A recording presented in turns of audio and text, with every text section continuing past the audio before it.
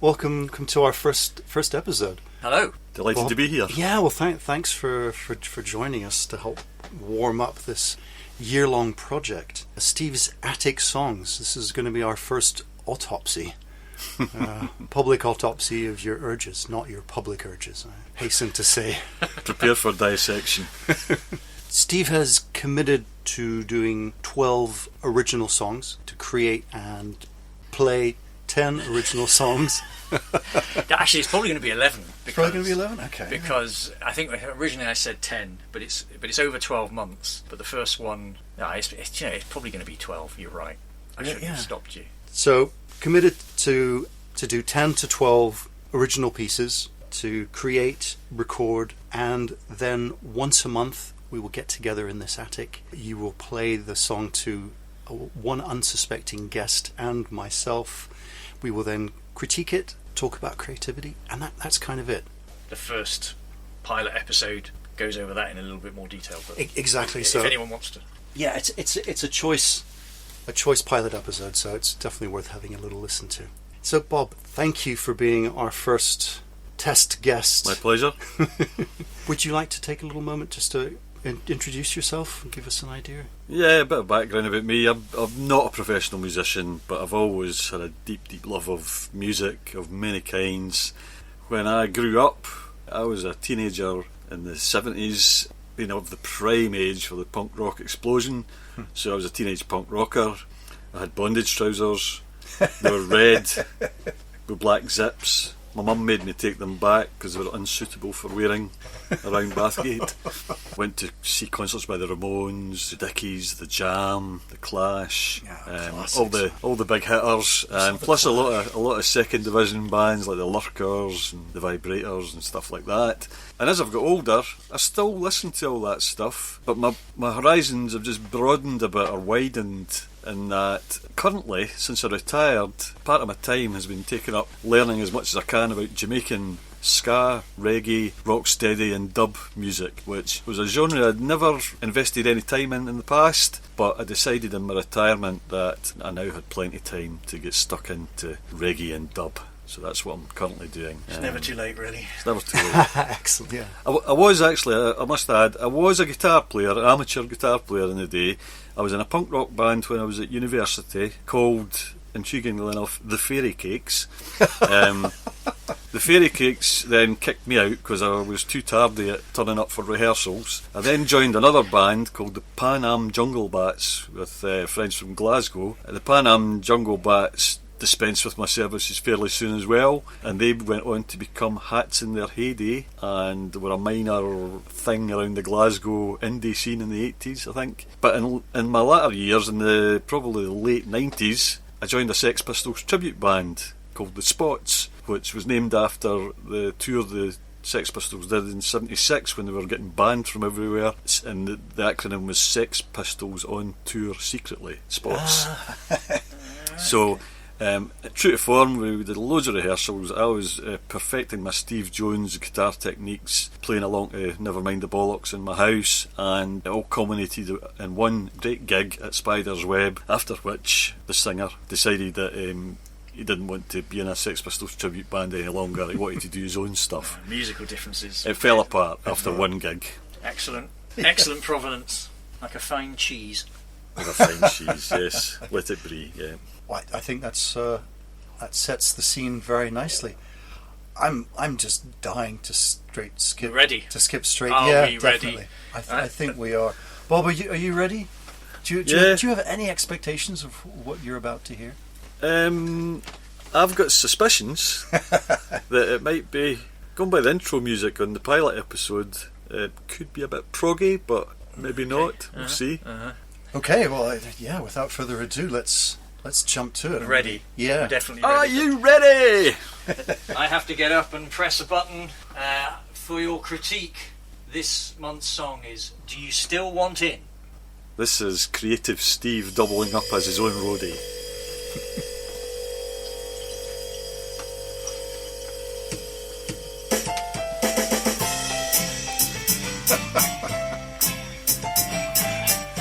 Getting a Eurovision vibe here. It's the dancing. All the stories you've heard about me are true. And the things that your mama warned you about, that's what I do. Yeah.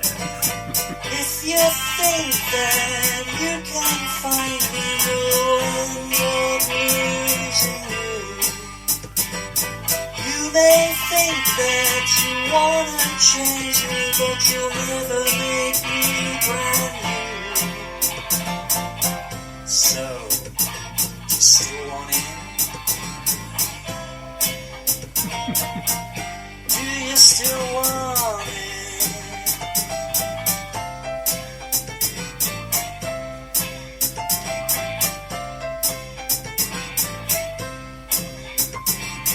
Everything that you respect, I'll define. And when the tears roll down your cheeks, I'll just smile. And if you think that you're looking out for me too, I'm seeing through. And if you think that you're listening to me, it's another I'm talking to. So, you still want in? Do you still want in?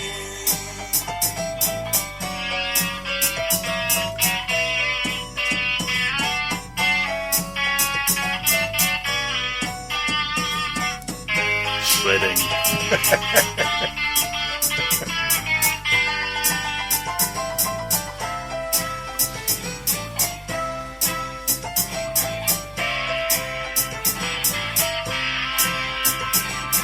Everything I said to you was a game,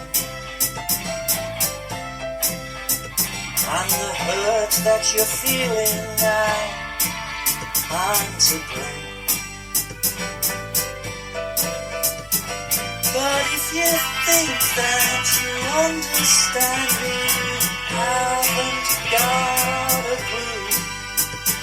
And if you think that you can mend me, I'll break your heart in two. So, you still want in? Do you still want me? Are you sure? Do you still want it? Do you still want it? Nice. Yeah, excellent. Bravo. Well done. Shove that in your pipe. Well done. Yeah. I'm getting a slight lightning seeds vibe from that one. Yeah, I was. There were some little bit of Happy Mondays at some point. Piano. Pretty Yeah. things. Mm-hmm. I really enjoyed it. It was both better and worse than I thought.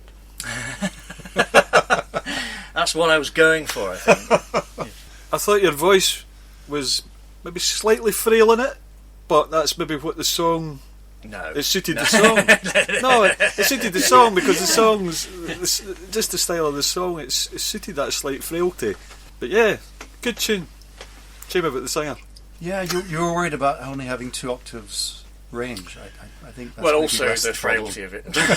Are both these octaves together? Or, they overlap heavily. yeah. Bat frequency. Do you want me to elucidate the right word? Yeah, But absolutely. sort of give you a little bit of a Bring- retro pitch. Bring some loose to it. It's a cautionary tale, as you as you probably gathered, about someone explaining to their prospective partner that they're damaged. And I think for that reason, it's a bit doleful. The tune wasn't too doleful. The tune You was don't think? reasonably upbeat. it was absolutely. The lyrics I thought it was were upbeat. piano. the lyrics were doleful, but the style of piano in that was quite jaunty. And Yeah, you're right. The piano was it is- autobiographical, Steve? No, none of my songs will be autobiographical. Aye. I don't think. I think they all are. Can I you, was can gonna you say, separate maybe- the artist from maybe the creation? Maybe to some extent. I thought it was a bit sort of heartrending, I suppose, the melody. plaintive. Plaintive. I think we'll settle on plaintive. Yeah. I think plaintive. I'll go with plaintive. Yeah. Well, by the way, not all my songs are plaintive. Hopefully there will be sufficient variety for all tastes. But I would bag that in the sort of indie pop genre, Yeah, I think. I'm wary to label it at all. I mean, definitely indie pop. There was some of it was elevator-ish. well, sort of up and down. Yeah. Music. There we go. Yeah, I guess it was the piano at first. Sounded a bit music-y, but it actually was a really good hook. I liked it. It really helped. It was the positive side to the more dolefulness, and that helped kind of bring right. bring me through it. Sometimes I think songs that have a contrast between the style of music and the message of the lyrics, it gives quite a good tension to the song, if you know what I mean. Dissonance between. Aye. And the fridge sampling, I thought, reflected I've never the cooling of the I've relationship. sampled the contents of a fridge, but I've never sampled a fridge. That's brilliant. I love that. That was. Well, we mentioned it We mentioned it in the pilot. We did. Did we mention it in the pilot in the end? I think you did. We did. That, Yeah. that we might sample it. And I thought I'd best get this out of the way. I'm really curious how next month you're going to sample the pigeon, because you'll have to catch it and then coach it. Put some seed out, something. Yeah, I've not seen it actually for a while. Maybe it's gone. Maybe the fox has had it. That'll be that. What's the order that you do the recording? Do you do the drum machine first and then play, or is it all live? So typically, what I do is when I get an idea, I get it down all audio with me and a guitar, Right. and then after that I start building the mixture of MIDI and audio tracks. So sometimes it starts with the bass, sometimes it starts with the rhythm, and sometimes it starts with the drums. I don't think You don't have a set order. I don't have a set order. No. Vocals always last, I take it though. Vocal always last. Yeah.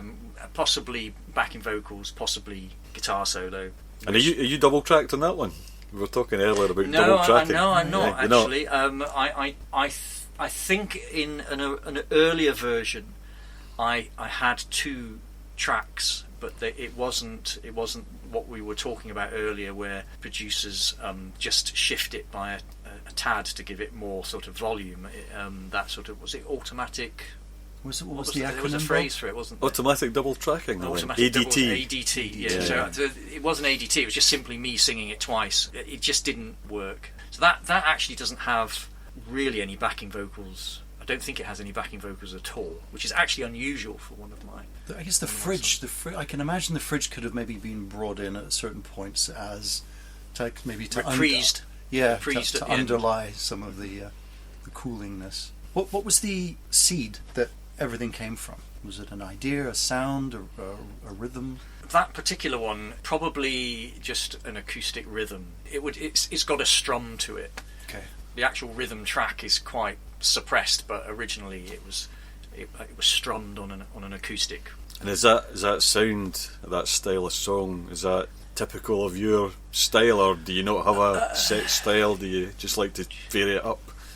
I would say the speed of the songs will vary.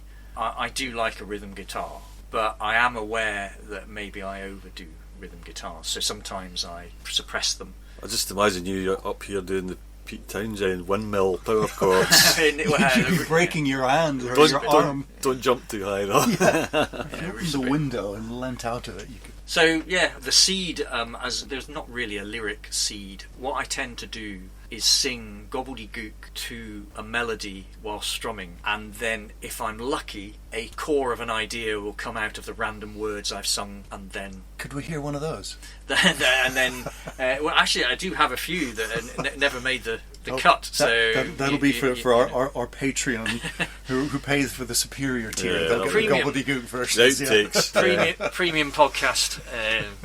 Offering. We'll do that. So which part of the lyric came first with that one? Was it the "Do you still want in" part, or was it the No, that verse? came last. Actually, That came last. Yeah, and Aye. the spoken. I decided to speak it last. It's brilliant because it pulls everything together. It really works. I think I was listening to a Bowie track or something. He tends to get. He has a conversation in a lot of his songs with himself. Yeah. And I think I just sort of thought, I'll just do that. Do we want to score it now? Or Yeah, is I think we've given it a bit of an autopsy. Yeah, we've milked it dry. Yeah. Do you feel comfortable enough to score it? Do you have a number that's popping up in your mind? It was actually better than I was expecting. I had low expectations, and those low expectations were set by Stephen himself, obviously. He's good at that. Because he's so good at littling himself down, rather than bigging himself up. But I would say I'll give it a 4. I think I enjoyed it. But out of 5? Aye, 4 out of 5. I enjoyed it. Steve's almost falling off his chair here. Yeah, I'm kind of between 3 and 4. I'm going to give it a 3. I think it's good, especially considering the amount of time you had to produce it. And if you ran over it several times with a large lorry, no, if you kind of redid it, it would be tighter and better. I think it has real potential. This is from someone who hasn't recorded anything.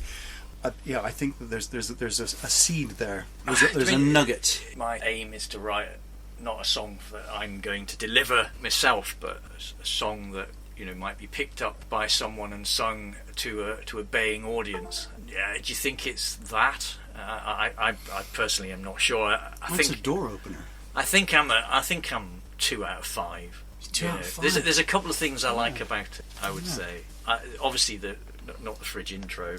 Not the fridge one of my sampling. favourite bits. So I like the lightning seeds kind of sound to it, and it had a kind of Ian Broody melody. Yeah, I suppose I did like the melody. I quite like the lyrics actually. Yeah. Which is a bit depressing because that's probably the thing I spent the least on. But I quite like the fact that it's just quite an original idea. I think someone's sort of going, you don't want to carry on with me because I'm going to destroy you.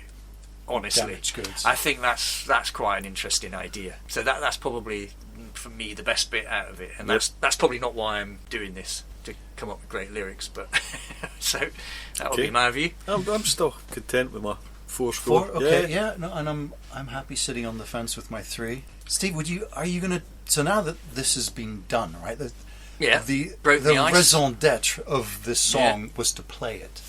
Are you ever going to go back to it? Are you going to tinker with it? No. Or is this just going to go to your MP3 archival folder? And I mean, for me, it's a bit trudgy, so it's probably not something I'll listen to. But it's raw, right? I mean, I think you could produce it, you could bounce it and ATD it and ZLN it and all this other musical acronym stuff. But no, I'm not going to. Okay. I'm always thinking I'm going to write something better next time. So, and as I say, it's unless it's scoring a 5 for me, and a 5 for me is I genuinely think this is a banger. Yeah. Then and all aspects of it are a banger. I like the melody. I like the lyrics. I like the guitar solo. I like something else I did in it. At least 5 things I can pick out and say, wow. Then I'm probably going to just move on. And you could argue that's part of the problem. I mean, some people just get an idea and they just try and flog it until it's successful. But unless I'm absolutely happy with it, I probably wouldn't do that. Because I'd actually like to listen to it again. I'm curious. And so, it means I can listen to it again. I think it'll get worse when you listen to it again. That was my experience. So it's not like a good wine or a bad wine. No, it's not like a bad wine, which gets better with drinking. I think you'll hear a couple of duff notes, but that's just me being perfectionist, isn't it? Yeah. Actually, more than a couple of duff notes. I was actually referring just to the guitar solo there. Not oh, really?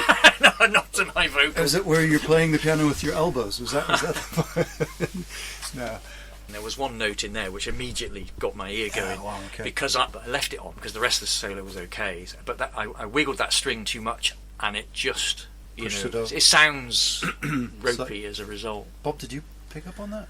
You've got a more musical ear. I never noticed it. I mean, I might notice it on a second listening, but I never really noticed it on the first listening. Do you learn your guitar solos or do you improvise at all? Yeah, a bit of both. So I don't just sort of play them straight off or anything like that unless it's a thrash, and I promise I'll give you a thrash at some point in the next 12 sound thrashing. In the next 12 months. It's something melodious like that. I have to sort of think it out. I mean, it's not a lot of notes. It probably took me less than an hour to put that what, 8 bars down? Yeah, I must admit, I could never improvise any solos that I ever played in my student days. I always had to learn them and I think it perfect depends them. on the solo. Yeah, I was never a blues improvisationalist or anything like that. No.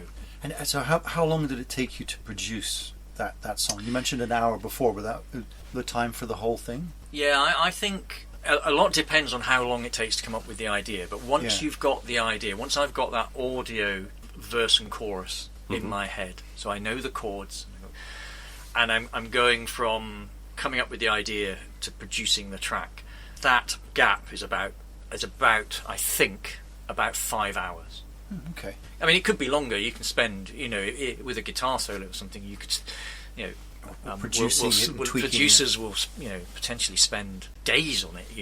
I'm probably putting in up to 10 track. That one will probably be about 8 tracks. I'm guessing an hour a track, slightly less for drums and bass. Do you set yourself a deadline? Like, do you sort of say, well, I know you've got to have it ready for the podcast, but do you say, right, I've done that, I've spent 6, 7, 8 hours, whatever, working on it, that's enough. It's not perfect, but it's enough. There's a diminishing returns, particularly on the vocal. So I'm now trying to write songs that I know I have the range for, which is a massive improvement. Why I didn't think of that earlier, I don't know. But the vocal, some of my songs, I've tried to sing something I've written for 50 times and still failed to sing it. Oh no. Yeah, so if I get something like that, the time can go out. If I did it another 10 times, would I get it any better? Or would I actually risk making it worse? And at some point you go, that's it. I'm going with that. Do you never tinker with the key and drop the key if it's too high, or raise the key if it's too low? Or? I am doing that now. I am doing it in the sense that I'm making sure that the melody fits. But sometimes you play something, I think particularly on a guitar, and it just feels right. And when you change, you sort of think, I need to change the key to fit the melody in, and then all of a sudden you're dealing with chords that are alien to you, and you have to travel a long way to make the change. And it's doable, but it just doesn't. It never sounds as good, particularly when there's open strings involved. When you're doing bar chords, you can just go up and down the board, and it's relatively easy to change key. Yeah. And I have to say, for the listeners, you did deliver on your promise in the pilot of dancing your way through the song. Yes. You're like Jarvis Cocker on steroids. Yes. Can I ask you maybe not do that next time? Well, it was slow. I can't unsee that. Yeah, it was. It did make James and myself feel slightly uncomfortable. Did it? It's the closeness of the room as well, isn't it? Yes. Yeah. Personal space and wiggling bottoms. We can put something over the mic, actually. You know what it reminded me of, actually? You're dancing. You ever remember the dancing at the start of Tales of the Unexpected? Yeah. Well, I think that woman has a lot less on than me. I mean, when she dances in silhouette. Yeah, but we could maybe rig that up with a sheet. She was further away. And backlight it. She was. It wasn't so in your face.